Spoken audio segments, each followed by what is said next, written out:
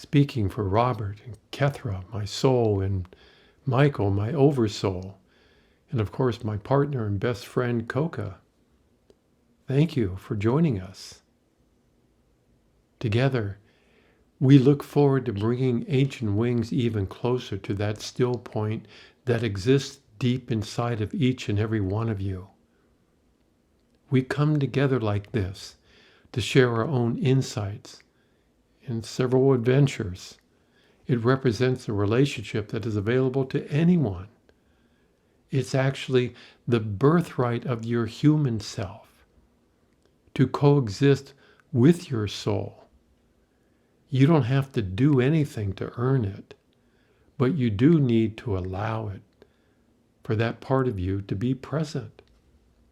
But for that to be real, we also need to acknowledge some, pretty awkward stuff. All of us inherited a lot of programming that denies you your freedom on a daily basis. It doesn't just go away. It needs to be transcended. So like us, we serve those that aren't willing to go through life without experiencing their soul's presence inside this physical form, this physical body. But that choice doesn't represent an easier path in your life. Staying on this planet as a sensitive human being, it's not an easy thing to do. Just ask all those ascended masters that ascended. Staying here and allowing your soul to be more present ends up becoming more of a quasi-physical relationship that takes a while to get used to. Looking through the eyes of your soul, you'll notice there's a shimmer of light around everything. Everything. But there are also days when the connection to your soul feels a little fragile, feels like a weak Wi-Fi signal. It starts to flicker.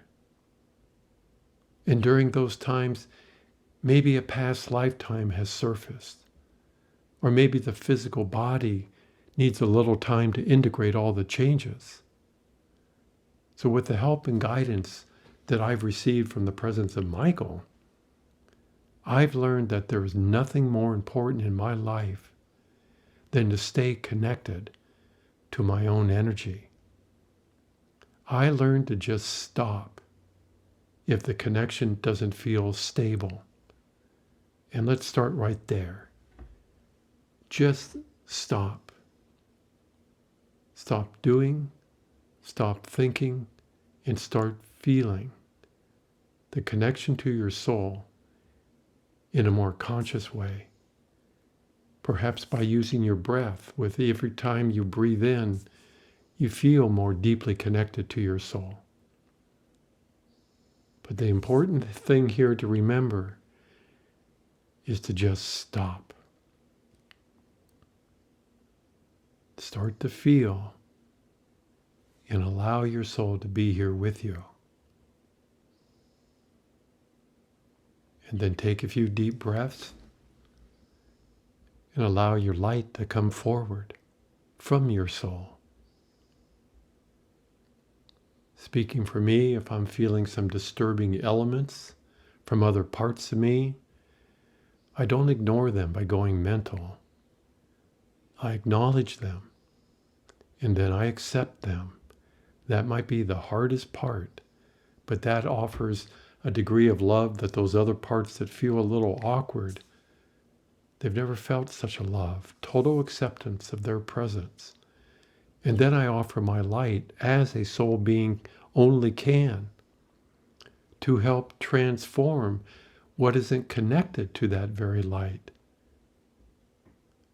What is being offered through me doesn't come with an agenda. I don't demand that whatever feels uncomfortable to get its act together, or else. It's not like I look forward to meeting yet another unintegrated version of myself. But if I don't react to the energy itself, the trust I'm building with those parts just keeps going deeper, keeps growing, keeps expanding, becomes more solid. But if you become addicted to the quick fix approach to this life here on earth, then this whole process can be really, really frustrating. So yes, I know too that the earth is splitting into other versions of itself. And that is really good news, because it then provides more choices, alternative choices. In a way, that's why we're here. It's about time on so many levels, right? As more and more layers of our own life appear before us. We shared this in our last iSpirit course, inviting some really brave people to experience their being self inside their stillness. So as the earth experience becomes more elevated and splits into other versions of itself, there's no hierarchy here. One version isn't better than the other. Instead, there are choices, like themes of what you would like to experience. Some are more focused on the arts, some on science, some on nature, and a lot on AIs. So what's the advantage? On these other versions, your adventure won't be disrupted, finally, by power games. That's new. That's really new. The dream has always been in your heart, but now it begins to take form. I also know there are potentials of humanity creating some very dark versions of AI. But all that is required from any of us to ensure that that doesn't happen is to keep sharing our light. It's our light that reveals more choices. So let yourself feel what is being shared right now.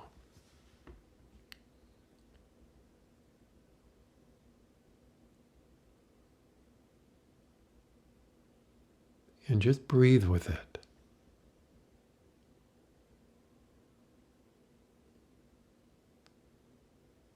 A part of it is very dynamic, filled with passion and fire.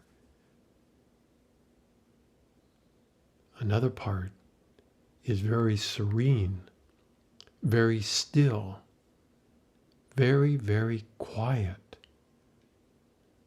is very good at listening. These two parts inside of you, the being and doing parts, you're now allowing them to dance together when they've been separated for eons. It's why, in a way, Earth was created, so that these two vital parts of who we are could come together, become integrated.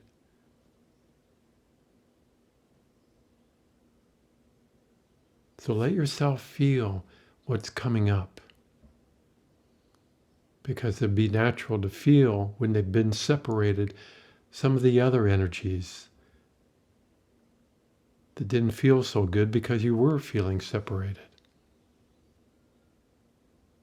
But what's coming down the pipeline right now, you don't want to miss this. This is what we've been waiting for as heart-centered soul beings, the opportunity to experience our sovereignty as a creator in the joy of creating from our own heart, joined by others doing the same. If there's bumps in the roads, we don't have to hurt somebody or push against anybody. We listen to their version and we accept it. We coexist, not because we have to, because we want to. We like each other. Take another deep breath. Because what you're feeling is the presence of a lot of fully awakened beings on this planet, some of which or enjoying watching and sharing their light during these live streams that we offer. But there's also something new